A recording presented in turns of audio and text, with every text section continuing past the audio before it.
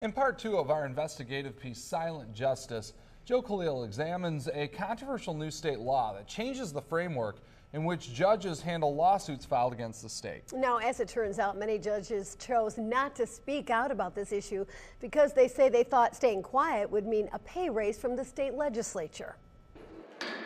In November, it took our state legislature just 2 weeks to change an entire court system in place for 35 years. They want to rig the courts, they want to stack the courts, they don't like what's coming out because we follow the law. Rosemarie Aquilina was one of 5 Ingham County judges who handled lawsuits brought against the state's government.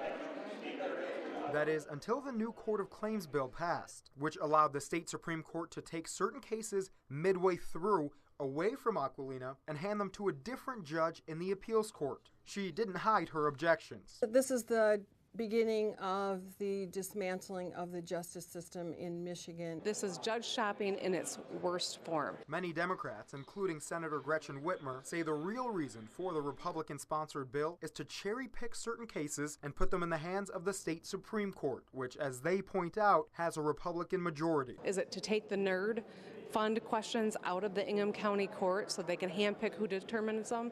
Yeah, I think that's exactly what's happening here. Why now? This has been 30, 40 years. Why now? Because the most important cases are coming down.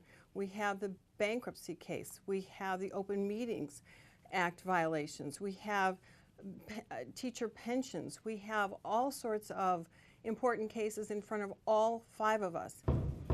But if this law were such a miscarriage of justice, why weren't more judges outraged like Aquilina? Well, the answer was unsettling. 6 News obtained emails sent among dozens of circuit court judges showing many thought that if they stayed quiet, lawmakers would reward them with a higher salary. We are currently hoping for our first pay increase in over 10 years. Adjusting the compensation is more important to the administration of justice than Senate Bill 652, says Circuit Court Judge Charles Johnson. Former president of the Judges Association, Lita Popke, says we do have legislative issues. Most notably is our current strategy to restructure how judges are compensated. We can't afford to jump into a legislative train where we may negatively impact an issue of concern to our membership. And this from Oakland County Judge James Alexander, as reported by the Detroit Free Press. If y'all want to engage in a suicide mission that will impact our ability to get compensation, so be it. Count the votes. You may not like it, but it's big boy politics. I spoke with Judge Alexander, who told me lawmakers didn't promise he'd get a raise. He says he just assumed it. Count the votes.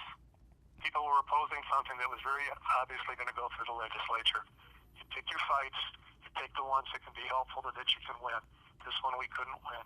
All of these judges denied getting a sweet deal from lawmakers, but just 2 days after the Court of Claims bill passed, House Bill 5153 was introduced to raise the salary of those very same judges. I understand why it creates some degree of suspicion. State Rep John Walsh sponsored the bill. He says the timing does seem suspicious, but denies ever making any backdoor deal with judges. No one in this legislature, including me as the bill sponsor, could have promised anyone action for neutrality or support on the Ingham County matter or any other matter. To Walsh's credit, we've searched but found no evidence of any direct link between the legislature and these judges. But the fact remains, these people, whom you've elected to administer justice, evidenced by these emails, decided to put their legal ideals aside in exchange for the possibility of a few more bucks in their pocket.